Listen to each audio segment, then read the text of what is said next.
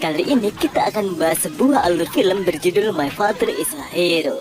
Film yang dibintangi oleh Mas Jet Li ini menceritakan tentang seorang agen mata-mata kepolisian yang berusaha menyelamatkan anaknya dari gangster paling berbahaya. Tapi tak disangkanya, si bocah ternyata bisa menghadapi para gangster tersebut.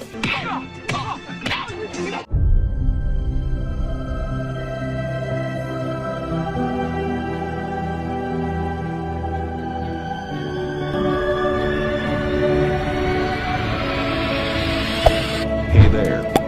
Subscribe to my channel. And also press this bell icon.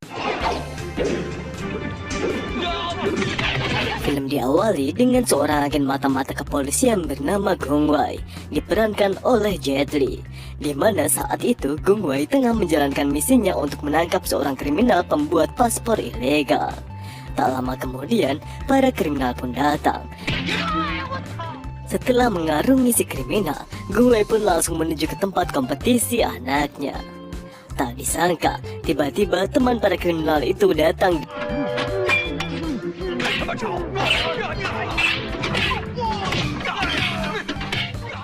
Salah satu dari mereka menyandra penonton.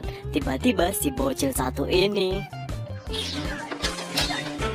Suatu hari, keluarga ini terlihat pulang ke rumah dengan menaiki bis. Di sini kita bisa mengetahui bahwa istri Gong Wei tengah mengidap suatu penyakit. Begitu sampai di rumahnya, tiba-tiba para polisi menyergap Gong Wei dan membawa paksa ke kantor polisi. Terlihat komisaris yang meminta Gong Wei untuk kabur bersama Darky, lalu kemudian membuntutinya untuk mendapatkan informasi mengenai bosnya. Awalnya Gong Wei sempat menolak, namun komisaris menjelaskan bahwa ini merupakan misi terakhirnya. Akhirnya Gong Wei pun dimasukkan ke dalam sel bersama Darky. Malam harinya mereka berdua pun memulai menjalankan aksinya untuk kabur. Sebelum pergi dari kota itu, Gong Wei mampir ke rumah dan memberikan pesan pada Gunggu untuk terus menjaga ibunya yang sedang sakit. Kemudian Gong Wei memberi anaknya uang, berjanji akan terus mengirimkan uang. Gunggu sempat bertanya kemana ayahnya akan pergi, namun Gong Wei tidak menjawabnya. Beberapa hari setelahnya, Gong Wei dan Darky sampai di Hong Kong. Di sana mereka bertemu dengan bos Darky yang bernama Po Kwong. Terlihat mereka sedang membuat strategi untuk membeli sebuah bom tanpa mengeluarkan seperser uang pun. Darky, anak buahnya, menyarankan ide untuk merampok bank saja. Setelah itu, Gong Wei pun memberikan saran untuk membeli bom itu dengan uangnya. Dan saat transaksi itu selesai, Gong Wei dan anak buahnya akan menyamar sebagai perampok untuk mengambil uangnya kembali. Si bos pun setuju. Malam harinya, mereka semua menuju lokasi transaksi untuk mengecek lokasinya serta menyusun rencana. Di sana, ia bertemu dengan orang-orang asing dan lalu menyerahkan uangnya. Sementara Darky bertugas mengecek keaslian bom itu. Setelah transaksi selesai, Darky pun membawa pulang bom itu. Tak lama kemudian, si bos menyuruh Gong Wei dan kawan-kawannya untuk beraksi. Namun sebelum beraksi, seseorang telah memotret mereka.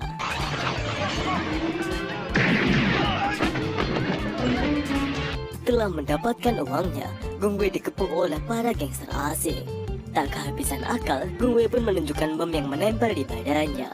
Seketika itu juga, gangster asing langsung membuang senjata mereka. Tapi tiba-tiba, seorang polisi datang dan langsung menembak Gong Wei.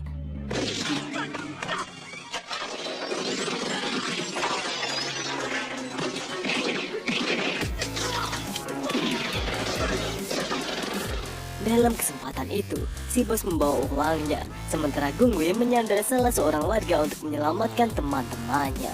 Dan berlanjut pada Inspektur Fong yang mendapatkan beberapa foto wajah perampok dari informannya. Kemudian si informan menyuruh Fong pergi ke Cina untuk mendapatkan informasi Gong Wei. Sementara itu di sekolah, Gunggu serta temannya, sebut saja si gendut, dibully oleh anak-anak nakal di sekolahnya. Mereka mengejek Gunggu dengan mengatakan bahwa ayahnya adalah seorang kriminal. Beruntungnya seorang guru datang dan memberitahu Gunggu jika ada seseorang yang menelponnya. Rupanya orang itu adalah Gong Wei. Di sana Gong Wei menanyakan kabar Gunggu dan juga istrinya. Sebelum menutup telepon, si ayah memberikan nomor pager dan meminta Gunggu untuk tidak memberitahu siapa-siapa tentang ayahnya. Setelah itu Gunggu yang melihat si gendut masih dibully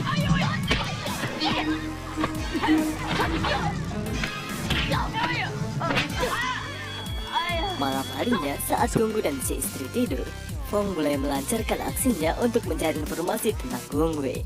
Tapi tiba-tiba istri Gung Wei datang. Di sana istri Wei mengatakan jika Wong pasti seorang polisi, bukan seorang penjual video reboisasi. Kemudian istri Wei pun menanyakan tentang tindak kriminal yang dilakukan oleh suaminya. Karena tidak ingin membuat cemas, akhirnya Fong mengaku bahwa Gung Wei hanya melakukan tindak kriminal ecek-ecek saja. Istri Gung Wei yakin jika Fong adalah orang yang baik. Maka dari itu dia ingin Fong menjadi tante yang menjaga Gonggu untuk sementara waktu saja, selama Gung Wei tidak ada di rumahnya. Scene kemudian berganti pada Po Kwon dan seorang wanita kaya raya. Di sana mereka sedang membicarakan bisnisnya, yaitu melelang barang selundupan Po Kwon di tengah lautan. Karena sekarang banyak mata-mata dari pihak kepolisian. Malam harinya di markas, si bos memberitahu tentang bisnisnya bersama Shaw. Mengetahui hal itu, Gung Wei pun segera melaporkan tentang barang selundupan dan juga wanita bernama Shaw. Lalu Gung Wei memohon izin untuk pulang untuk menjenguk anak dan istrinya. Namun si komisaris melarangnya dan menyuruh untuk mendapatkan informasi yang lebih dalam terkait si Po Kwon. Kembali ke Gunggu dan juga Fong.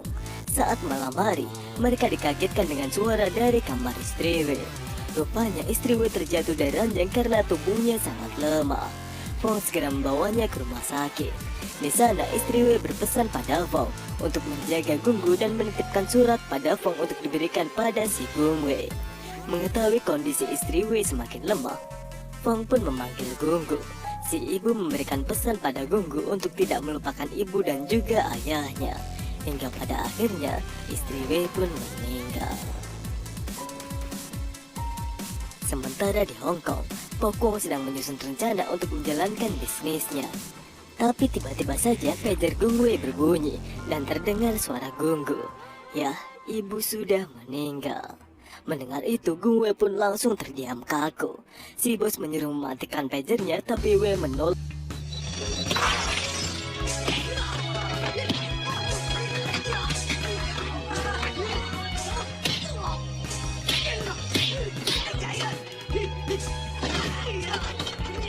Beruntung Darky datang menolongnya. Darky meminta Gung Wei untuk pulang, karena Darky merasa kasihan pada Gunggu yang kini hidup sendirian. Kembali ke Gunggu dan Fong yang tengah bersiap untuk pergi. Gunggu ingin Fong mengantarnya ke Hong Kong, dan saat bersamaan Fong menemukan foto Gung Wei bersama si komisaris. Fong pun tahu bahwa Gung Wei bukan seorang kriminal, melainkan seorang agen mata-mata kepolisian. Mereka pun langsung pergi sambil diiringi isak tangis sahabat Gunggu, yaitu si Gendu. Fong membawa Gunggu ke pelabuhan. Ia sengaja menggunakan kapal agar bisa menyelundupkan si Gunggu. Dan saat Fong ditanya apakah Gunggu anaknya, dengan tegas Gunggu menjawab, "Bukan, aku anak dari Gung Wei dan ibuku baru saja meninggal." Tanpa disadari, anak buah Po Kwon mendengarnya dan langsung menginfokan pada Po Kwon. Namun tanpa belas kasihan, Po Kwon menyuruh anak buahnya untuk menghabisi mereka.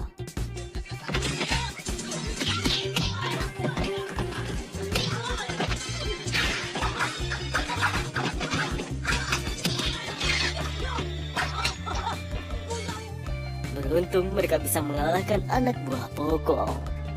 Di perjalanan, Fong memberitahu bahwa ayahnya adalah seorang polisi. Dia juga meminta Gunggu untuk merahasiakan identitas ayahnya pada siapapun. Sesampainya di Hong Kong, Fong langsung marah pada temannya karena telah mempublish foto Gunggu di media. Hingga akhirnya, berita tentang Gunggu pun sampai di telinga si Po Kwon. Sementara itu, Gunggu yang berada di rumah Fong melihat di berita dirinya di televisi. Merasa dikhianati, akhirnya Gunggu pun pergi dari sana. Di waktu yang bersamaan, Gunggu dan juga Fong sedang menuju rumah Fong. Namun mereka tidak menemukan Gunggu di sana. Saat melihat Gunggu ada di rumahnya, Fong pun langsung mengejarnya untuk memberikan surat dari istrinya. Di sana Fong juga menjelaskan bahwa bukan dia yang menyebarkan berita tentang Gunggu. Merasa ada orang lain yang datang, Gunggu pun langsung kabur. Di perjalanan, ia membaca surat wasiat dari istrinya yang berisi untuk menjaga Gunggu dengan baik dan juga percaya pada Fong, karena Fong merupakan orang yang baik. Kembali ke Gunggu yang lagi ngelamun di pinggir jalan, Tak lama kemudian, Pokong datang ke sana dan mengatakan bahwa dia akan mengantarkan pada ayahnya. Di markas, Gungwe dikagetkan dengan keberadaan Gunggu di sana. Si bos bertanya apakah Gungwe mengenal bocah ini. Namun saat Gungwe menjawab tidak,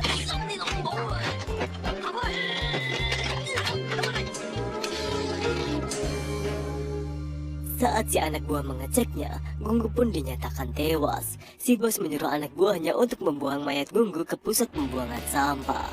Di sana, Gungwe sempat mengabari Fong untuk mengambil Gunggu di tempat sampah. Setelah party, Gungwe berpura-pura mabuk agar tidak ikut ke mobil si bos. Gungwe segera pergi ke tempat sampah. Namun ternyata si bos juga pergi ke sana karena sudah curiga dengan Gungwe.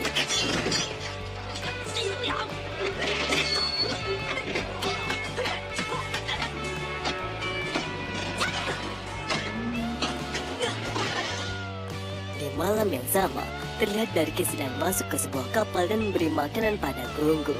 Ternyata Darky lah yang mengambil Gunggu dari tempat sampah. Berkat latihan pernafasan yang diajarkan ayahnya, Gunggu pun selamat dari tragedi tersebut. Keesokan paginya, tiba-tiba Pokong dan juga anak buahnya mendatangi si Darky. Alhasil Darky pun menyuruh Gunggu untuk bersembunyi di dalam air. Di sana Pokong bertanya keberadaan si Gunggu. Begitu melihat Darky yang berlumuran darah, Gunggu pun membawa Darky naik ke kapal sebelum meninggal. Darky meminta Gunggu untuk memberikan undangan lelang pada ayahnya. Dia juga memberikan telepon genggamnya. Sambil bersembunyi di belakang kapal, Gunggu pun mengabari ayahnya. Seketika Gunggu mendengarkan pesan dari Gunggu menggunakan telepon milik Fong.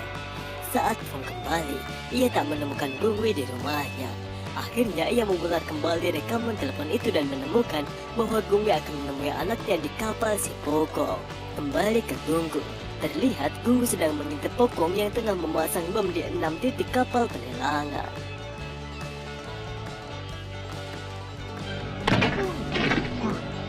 Kemudian Gunggu pun langsung memberitahu titik lokasi bom pada Gunggu. Namun saat Gunggu akan memberitahu satu bom lagi, mendadak HP-nya mati. Sementara itu, acara lelang yang baru saja dibuka telah dihentikan oleh Pokong. Di sana, Pokong mengancam semua tamu untuk memberikan semua uangnya. Karena kalau tidak, dia akan segera meledakkan bom yang sudah terpasang di kapal itu.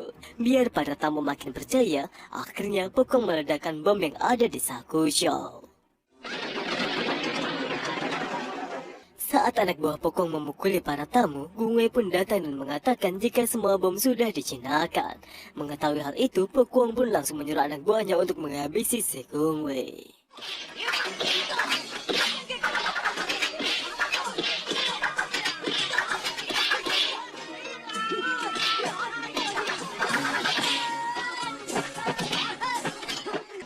Saat Gungwe mulai kewalahan, Gunggu pun datang untuk menolong ayahnya.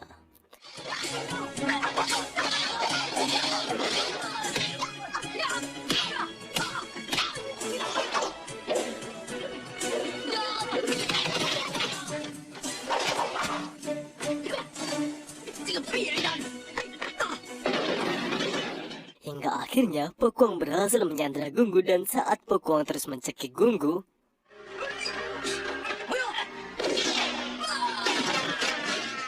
di sana, Gunggu sudah mulai kehabisan nafas. Akhirnya mereka bergegas ke atas untuk menyelamatkan si Gunggu. Tapi tak disangkanya, Pokong yang masih hidup tiba-tiba mengaktifkan bom dan...